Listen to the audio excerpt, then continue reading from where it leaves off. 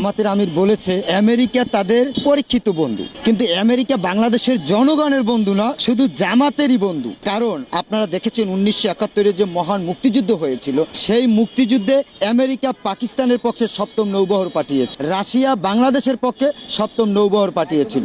সেখানে কিন্তু পাকিস্তান আমেরিকা তারা একটা ওতপ্রোত জড়িত, তারা হচ্ছে আমেরিকা পাকিস্তান একই সুতোয় গাঁথা। এই জামাত বাংলাদেশ স্বাধীন হোক এটা চায়নি, তারা পাকিস্তানের পক্ষে ছিল, সেজন্যই তারা বলে আমেরিকা তাদের পরীক্ষিত বন্ধু। এটা শুধু জামাতেরই বন্ধু, কিন্তু এই দেশের 18 কোটি মানুষের পরীক্ষিত বন্ধু নয়। কারণ এরা সবসময় মিথ্যাচার করে, এরা বাংলাদেশ কিভাবে ধ্বংস করা যায় সেই পায়তারাই তারা করে। কারণ তারা সেই 56 বছরের ইতিহাস, সেই কষ্ট এখনো ভুলতে পারে নাই। এজন্যই কিভাবে বাংলাদেশকে ধ্বংস করা যায় এই পায়তারা এখনো তারা করে যাচ্ছে। মেটিকুলার ডিজাইনের মাধ্যমে আমেরিকার গোলামি দাসত্ব এই বাংলাদেশে কায়েম করতে চায়। তার একটা নমুনা আপনাদেরকে দেখাই।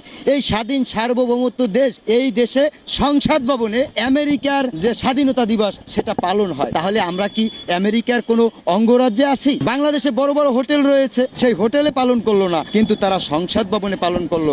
তার মানে হচ্ছে এই বাংলাদেশে যে স্বাধীনতা, সেই স্বাধীনতা সার্বভৌমত্বকে বিনষ্ট করার জন্যই তারা সংসদ ভবনে এই স্বাধীনতা দিবস আমেরিকার পালন করেছে। এজন্যই জামাত আমেরিকা তাদের বন্ধু হতে পারে, কিন্তু এদেশের জনগণের বন্ধু আমেরিকা না, পাকিস্তান না, ভারত না। আমরা সবসময় ভারত, পাকিস্তান, আমেরিকা কারো দাসত্ব আমরা মেনে নেব না, আমরা নিতে চাই না। এ জনগণ স্পষ্টভাবে বুঝে গিয়েছে। যারা 5ই আগস্টে স্লোগান দিয়েছিল ঢাকা না দিল্লি, ঢাকা না দিল্লি, তারা কেন আজকে বলে না ঢাকা না ওয়াশিংটন, ঢাকা না ওয়াশিংটন? তারা এই যে গোলামি, দাসত্ব, দালালি করেছে, সেজন্যই আজকে আমাদের বাংলাদেশ 100 বছর পিছিয়ে গেছে। জনগণ মনে করে, আমরা তাই আমরা একটা স্লোগান দিতে চাই, ঢাকা না ওয়াশিংটন, ঢাকা না ওয়াশিংটন, ঢাকা না দিল্লি, ঢাকা না পাকিস্তান। এই স্লোগানের মাধ্যমে আমরা বুঝাতে চাই যে আমরা বাংলাদেশের স্বাধীন সার্বভৌমত্ব, স্বাধীন দেশ, আমরা কারো দাসত্ব মেনে নেব না।